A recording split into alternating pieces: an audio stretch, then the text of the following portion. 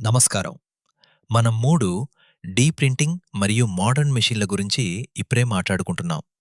కానీ వెయ్యేళ్ల క్రితమే మన పూర్వీకులు ఒకే ఒక కొండను చెక్కి ప్రపంచమే ఆశ్చర్యపోయేలా కైలాస ఆలయాన్ని నిర్మించారు. అసలు పునాది లేకుండా పైనుండి కిందికి ఒక ఆలయాన్ని ఎలా చెక్కారు? ఇందులో దాగి ఉన్న సైన్స్ ఏంటి? ఈరోజు వీడియోలో మనం ఎల్లోరా కైలాస ఆలయ రహస్యాలను విప్పుదాం.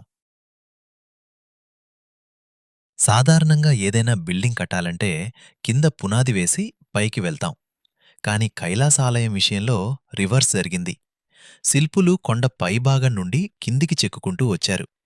ఒక్క చిన్న పొరపాటు జరిగినా, ఒక్క చెక్కుకు తప్పుగా పడినా మొత్తం ఆలయం పాడైపోయేది. 100 అడుగుల ఎత్తు ఉన్న ఈ ఆలయంలో ప్రతి స్తంభం, ప్రతి శిల్పం అత్యంత ఖచ్చితత్వంతో ఉన్నాయి. ఆ కాలంలో లేజర్ కటింగ్ లాంటి టెక్నాలజీ ఏమైనా ఉండేదా అని సైంటిస్టులే సందేహపడుతున్నారు. ఇక్కడ ఒక పెద్ద లాజిక్ మిస్ అవుతోంది.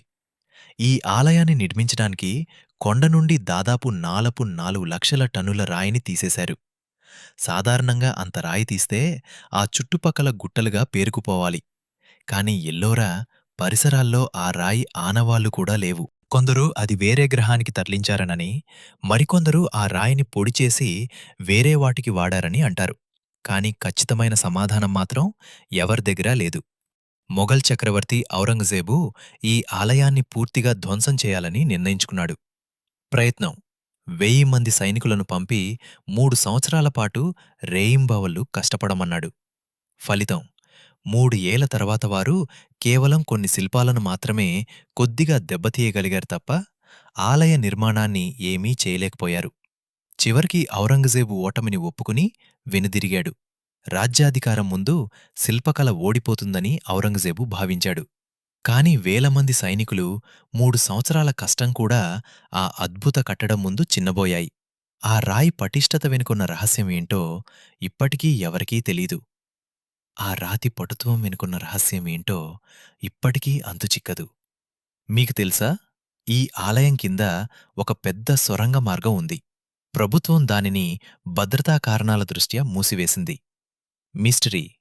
కొందరు ఆ సొరంగాలు భూగర్భంలో ఉన్న ఒక రహస్య నగరానికి దారితీస్తాయని నమ్ముతారు. సైన్స్.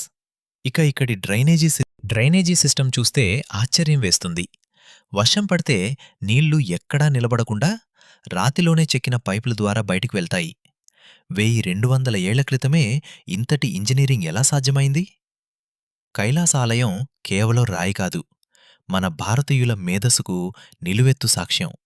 మనుషులు కట్టారా లేక దేవతలు కట్టారా అన్నది పక్కన పెడితే ఇది ప్రపంచంలోనే 8వ వింత అని చెప్పడంలో అతిశయోక్తి లేదు. మీ అభిప్రాయం ప్రకారం ఆ 4 లక్షల టన్నుల రాయి ఏమై ఉంటుంది? కామెంట్ చేయండి. ఈ వీడియో నచ్చితే హనీనెస్ని సబ్స్క్రైబ్ చేసుకోండి.